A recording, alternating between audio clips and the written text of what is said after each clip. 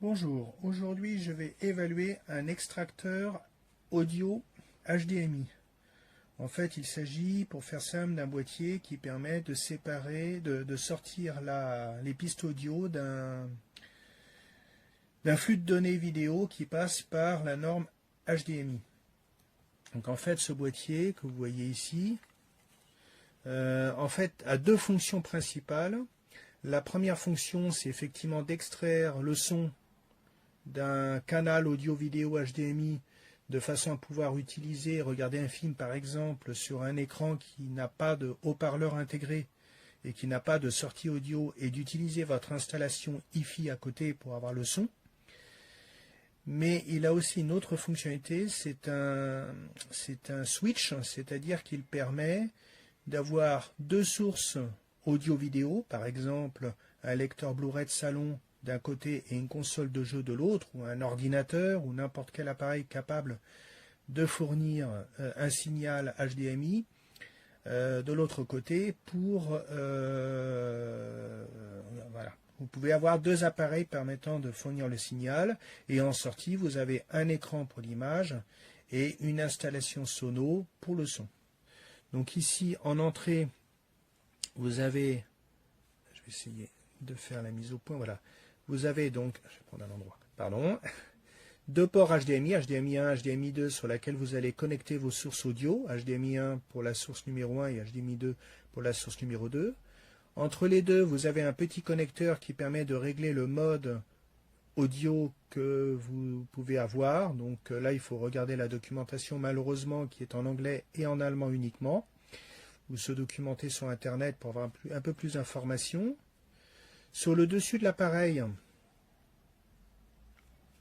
voilà, vous avez la résolution et la fréquence maximum prise en charge par l'appareil, donc du 4K, c'est de l'ultra haute définition à 120 Hz, donc 120 images par seconde.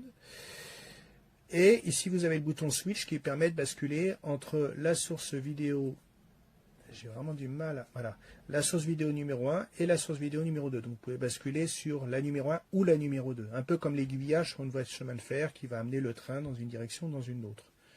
Et sur la face avant de l'appareil, vous allez avoir la sortie. Je suis désolé, mon téléphone a une mise au point qui n'est pas terrible. Une sortie HDMI out pour avoir l'image sur un écran.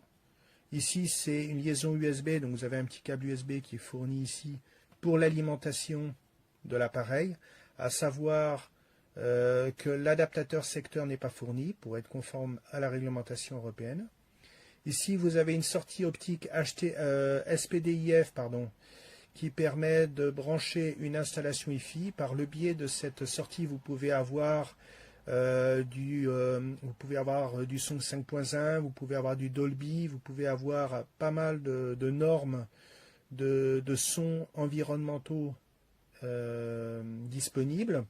Et ici, vous avez une sortie audio type jack, comme les prises de casque autrefois, avec le son stéréo uniquement, c'est-à-dire du 2.0, pour pouvoir utiliser un casque par exemple. Et en dessous de l'appareil, vous avez les spécifications de l'appareil, avec un certain nombre d'informations qui sont indiquées. De ce que j'ai pu en voir, donc j'ai testé l'appareil, donc avec un ordinateur. J'ai simplement joué une vidéo que j'avais chez moi sur l'ordinateur. Donc j'ai bien le son sur mon système audio, j'ai bien l'image sur mon écran, donc ça fonctionne très bien. J'ai testé aussi avec ma console de jeu, ça fonctionne aussi. J'ai essayé avec les deux en même temps avec la fonction switch, je n'ai pas eu de souci particulier.